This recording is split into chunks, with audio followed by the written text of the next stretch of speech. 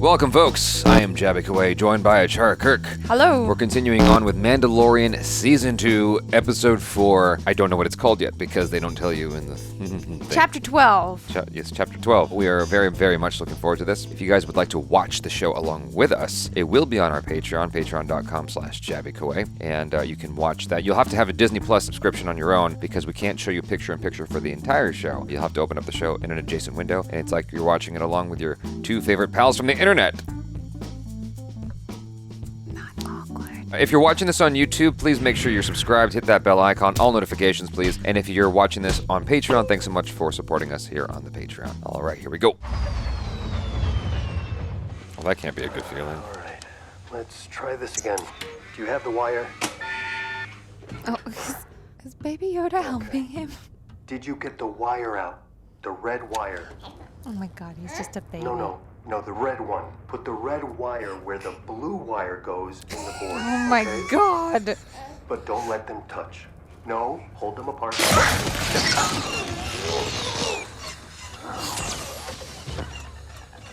Excellent parenting skills. Oh,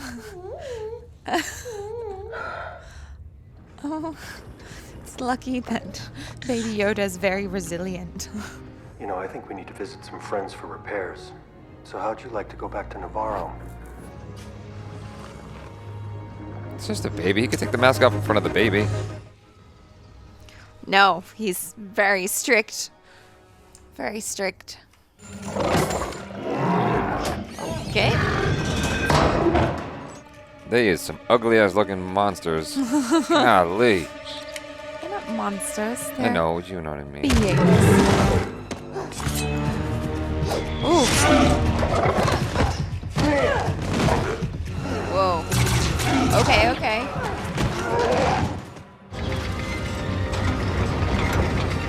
Looks like So- someone could use some repairs. Looking. Hey, fellas, let's fix this man's ship. I want it as good as new. Have you been taking good care of him? Yeah, he said yeah. Yeah.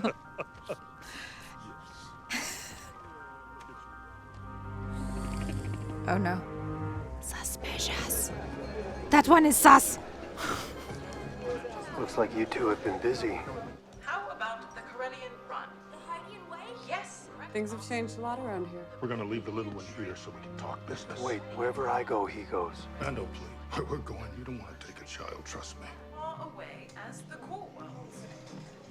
However, I wish they gave him a little bit of weight. Yeah. Come on. Because he just feels like a toy. You know, he's so cute. I want him.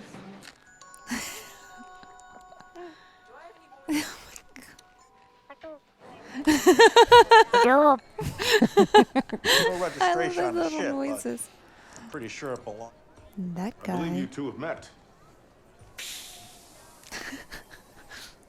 I'm surprised to see you here. And we could really use your help. Help how? This is Navarro. This entire area is the green zone, completely safe. But over on this side is the problem. It's where all those troops came from when we defeated Moff Gideon.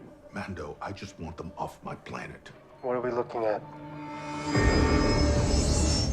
The whole base is powered by a reactor. We sneak in, overload the reactor, and get the hell out of there. I love that they can just dialogue with each other all quietly. But the front door. It's silly All right. to point out. But it's like riding a motorcycle. You can't like have a cool, Let's go. Yeah. chill conversation. You gotta be yelling at each other. Controls are useless, they're melted.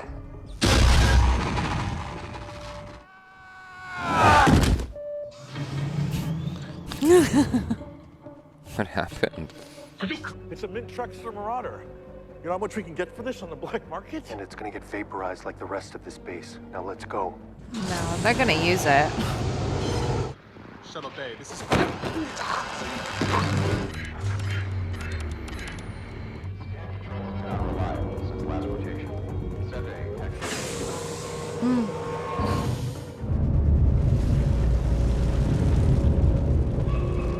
Get on the reactor controls, drain the coolant lines. We'll watch the doors. Me? Yes, you. Oh, I'm afraid of heights and heat and lava. How about if I put you back in carbonite? Get over there. There's no guardrail on this. Come on. I feel you, dude. Oh, yeah. It's not enough that it's really high up. There's also lava at the bottom. Yeah. How do you know what you're doing? What's that mean? It's coming. She's gonna blow. Let's go. Get out. Destroy it.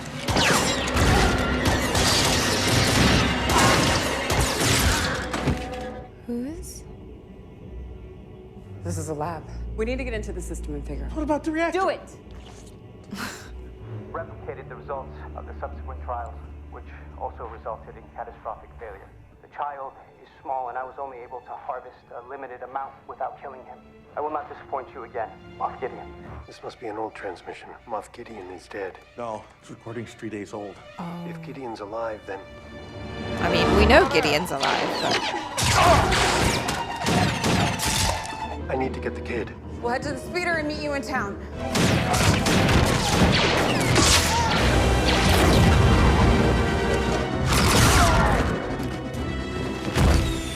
one behind you.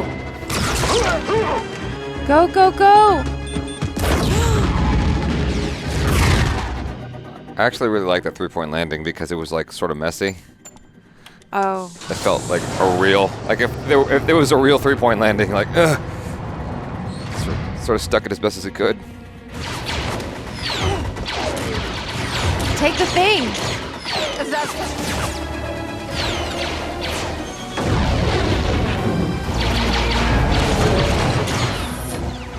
Reverse.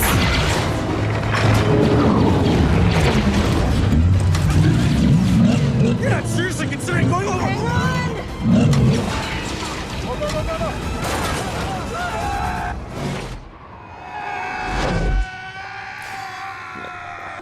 Why? Oh.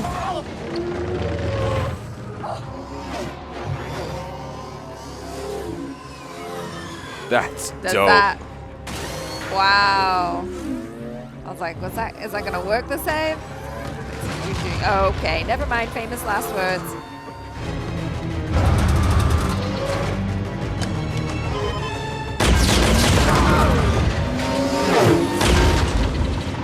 Oh gosh.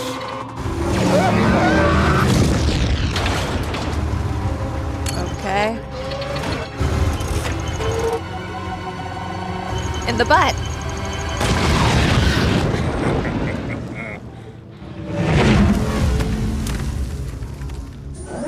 That was cool. Yeah.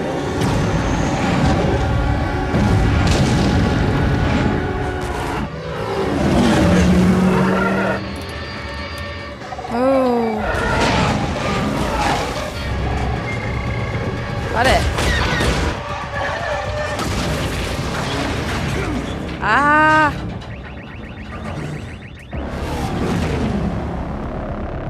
Well, shucks. It's not looking good.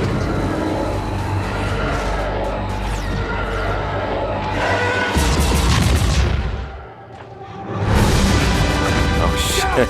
That's cool. Oh wow.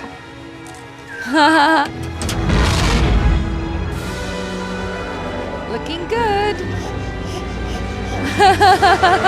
He's got a seatbelt now.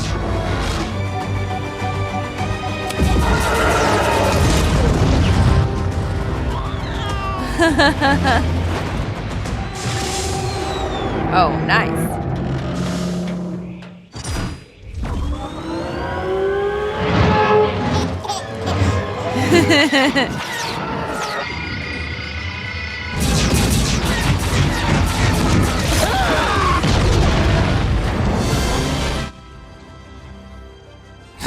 It's pretty dope.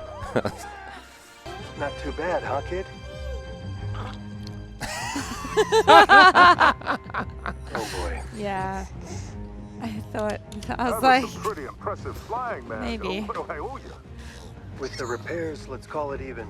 I have some onboard maintenance I gotta take care of. Then we gotta hit the road before Gideon catches wise. Well, good luck flying, my friend. You did a hell of a job cleaning up the system.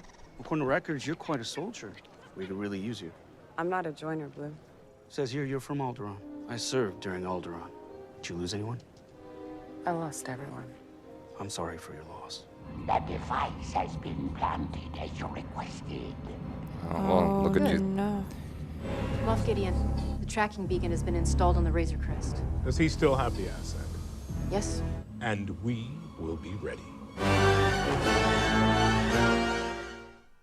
Oh. Oh. Well, everybody gets a Directed by chance to Carl direct. Weathers? Everyone gets an opportunity. Yeah. You get to direct one. You get to direct one. Everyone gets to direct one. Hold on, I gotta get a better look at that.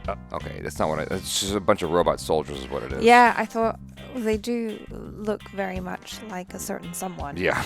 Yeah. I was like, is that a bunch of Vaders? Yeah, I know. I was like, what? But I mean, it's still it a looks looming cool. threat. Yeah. I mean, that's still scary looking. They're like upgraded dark stormtroopers. Cool. Very, very cool. I'm a little sad. I thought we were going to get to see Ahsoka today. Boo. Okay, so of all the episodes we've seen so far, in terms of like as an episode all around, this was my least favorite. Doesn't mean it's bad, it's good still, but it was my least favorite of the 4 we've watched thus far. It's nice in that it is furthering the story along and it is getting to the overarching plot. Yes. And the action sequence in the last 10 minutes of the show was amazing. I thought that was fantastic. But just like overall, I think it was the character stuff. I wasn't really enjoying quite as much as I wanted to. What about the character? It just felt like, maybe I'm being super nitpicky here, but like the writing and the performance of the writing didn't feel strong this time around. It's like, what are you yeah. What are you doing back there? Do you want to come back here? I don't know. Like there was something in the writing that just felt clunky, and I'm not quite sure if I can perfectly articulate it or if it's just that we're watching this at a different hour than we normally watch it. I'm not sure, but like this didn't like move me the way the other ones did until the action started happening, and the action looked awesome. Mandalorian's always cool. Yeah. But like, and Baby Yoda. Okay, so Baby Yoda, they're starting to Baby Groot him a little bit. It's just like, okay, don't overdo it. Don't give me the opening of Guardians of the Galaxy Volume 2. Like, don't overdo it, because then he's cute because he's there. But if you keep pushing it in our faces really, really hard, it was particularly egregious in the ship sequence. It just got to be a bit much. However, I enjoyed the crap out of it. Your threshold for joy is met a lot quicker than mine. I know. So what I'm trying to say is, however, they kind of justified it because he threw up afterwards. Yeah. So I was like, okay, fine. No, it was cute though. He's all like, yay, this is fun. Like, it is pretty much like kids at an amusement park, right? Because eventually all the candy comes back out. Yeah. Yeah, that's sweet. The creatures that have sort of that spider face, or whatever that is. Oh, like with I thought they looked more or tusks? walrusy. Yeah. Okay, yeah, whatever. They look nasty. They are very well-designed masks, creatures, whatever you want to call them. Like, they're just well-designed because I don't like to look at them. I just get uncomfortable looking at their faces. I'm like, ah. Yeah, they were really good. I mean, they always do really well with the creature design and stuff like that. The music was really on point as well, as per usual. Oh, okay, the blue guy. Were you amused by him? I was actually. Okay, well, I'm glad you were. Maybe all of you guys are as well. But, like, I just was sort of like, okay. Well, that's there. Well, he's supposed to be comic relief, but it was veering on this is actually, I shouldn't say that. I was gonna say it's veering on Jar Jar Binks, but that's a bit harsh. It was it was just like getting to be a bit much. I'm like, okay, just let's bring it back a bit. I think I have the unpopular opinion that I actually didn't mind Jar Jar Binks. Okay, there you go. This video just got downvoted thanks to you. I know. But yeah, I mean, there's a lot of Jar Jar Binks apologists who think that he's a Sith Lord. But anyway, yeah, it was cool, and I just think, you know what I think it is, bringing it back round to you saying that it was clunky, because I was kind of feeling the same way, but I didn't know how to articulate it because it wasn't awful, but I just felt like some of the interactions between the characters just kind of felt stale. Yeah, like even the stuff at the end where she's like, there's some repeat lines in there that was just kind of weird, and so he goes, did you lose anyone? I lost everyone. I'm sorry for your loss. It's not poetry. Like, using the same word several times in back-to-back dialogue, just it feels elementary in a way. You know what I'm saying? Or pedestrian. It doesn't feel very like it felt like it needed another pass or something. Everything in this episode, except for the action, felt like it needed another pass, whether it was the writing or the acting. It's like it had all the elements of the other episodes. It had all the makings of a good episode, but it was just not quite there. So hopefully that's not indicative of what's to come in the rest of the season, because, I mean, the first 3 episodes were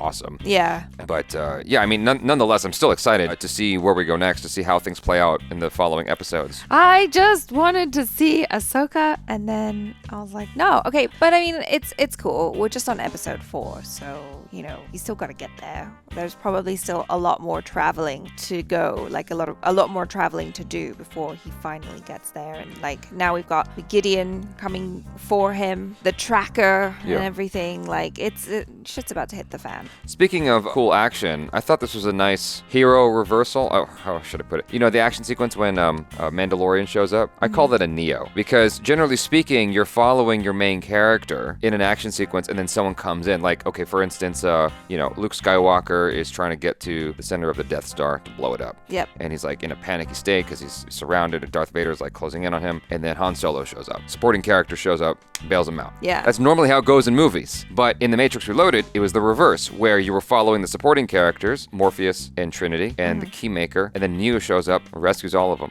Yeah, I think it was all 3. I don't know if it was all 3 of them or the 2 of them, whatever. Neo shows up and bails them out as the trucks collide, right? Right. Because the agents become the truck drivers. So here it was a similar thing where Mando shows up. He's the main dude, but the chase sequence wasn't with him. It was with the supporting characters who haven't even been part of the other episodes in the season so far. And I thought that was quite interesting to follow them in this action sequence. Obviously, you're familiar with them from the previous season, and then Mando shows up and saves them. Like, that was a fun, thrilling moment in the show. That sequence just reminded me again of how this is so well executed and cinematic compared to the movies. I'm just like, why couldn't the movies be this good? It's so frustrating. Back to the writing, like, did you not see it coming that they were gonna crush his speeder? No, but I saw it coming that they would use the contraption. Oh yeah, it's sort of like a Chekhov's gun. Like, they sort of had to use it. Yeah, because like they were like, and here's this thing that would fetch a remarkable price on the black market. Yeah. And then I was like, well, clearly you're going to use it to escape now, right? Don't just point at it. Yeah.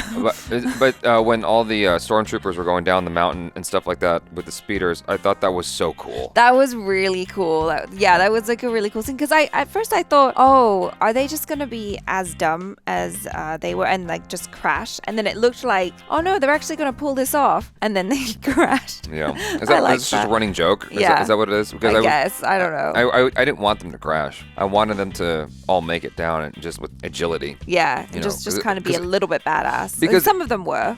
Because it looked so cool to follow them down. Yeah. It just looked so neat. And that whole sequence, one of the things that I don't know if we've talked about it all so far, but in case we haven't, I like the mixture of like the old tech with the new look, because like yes, you talked about it. All the buttons and stuff, everything just looks so old school. Yeah. And I think that's so fun because like when the stormtroopers are closing in, like the radar and stuff like that all looks like it was just preserved from the old films. Yeah. Essentially. It's a nice nod, I did have a thought though when they were, killing all of the stormtroopers inside that base. And there was that one bit where, who was it? I forget who killed the stormtrooper, but then his mask came off and it was just like, just rolling through. And I thought, wow, we're not upset about this because the stormtroopers don't have faces, right? Mm-hmm. And it wasn't until Force Awakens that we finally got to see what was underneath the stormtrooper outfit, and they're actually just people. Mm-hmm. And so that moment just kind of made me think of, oh wait, hold on,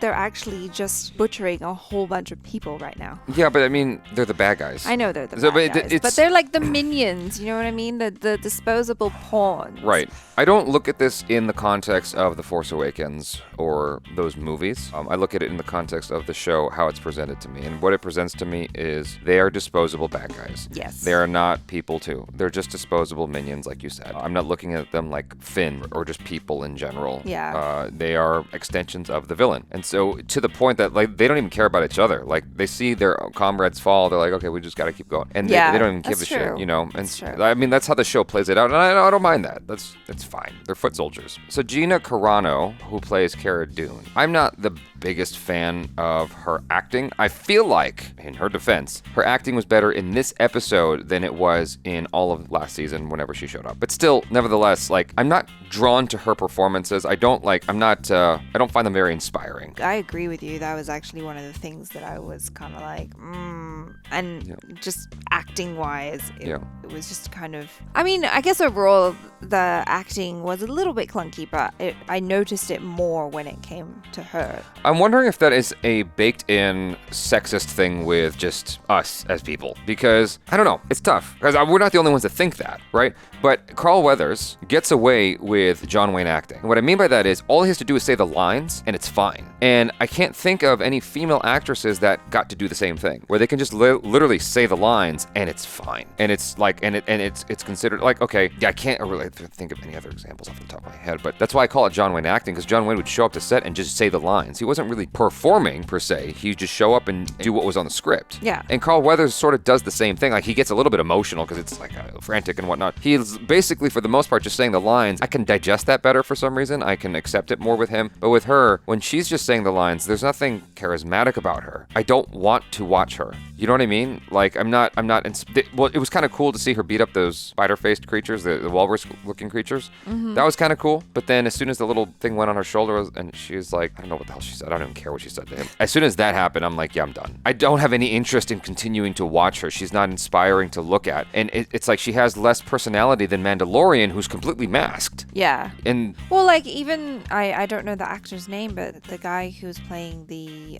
blue guy, I thought he was great too. I could really see all of his emotions and everything, even though he's wearing like a bunch of prosthetics, you know. Horatio Sands. Yeah. Sands. I think that's his name. Thought he was great. Yeah, again, just to emphasize, while this wasn't my favorite episode, it was still better than most of what you see in general. A well-produced show. It's a well-produced episode. The visual effects from start to finish look great. The set design, the costume design, all of it, like all the technical stuff looks awesome, and the action was awesome. Those last 10 minutes were pretty darn cool. What's gonna happen next week? This episode was written by Jon Favreau, by the way. Here you are, like, crapping on his writing. I gotta be honest, you you win know. some, you lose some, Jon Favreau. I'm sure most people are like, oh my god, it's amazing, it's the best thing ever, and you know, I'm one of a handful of people that feel the opposite. Jon Favreau's still awesome, it just wasn't one of my favorite bits of writing from him. Anyway, really cool stuff nonetheless, and looking forward to the next episode coming out soon, hopefully Friday. Friday. Yeah, you guys, thanks so much for hanging out with us. Let us know your feelings in the comments below. If you're watching this on Patreon, thanks so much for supporting us here. If you're watching this on YouTube, please do consider subscribing, hit that bell icon, all notifications. Check out our other reactions, reviews, short films, vlogs, and interviews. I'm Jaby Koay. This is ACHARA KIRK. Peace out.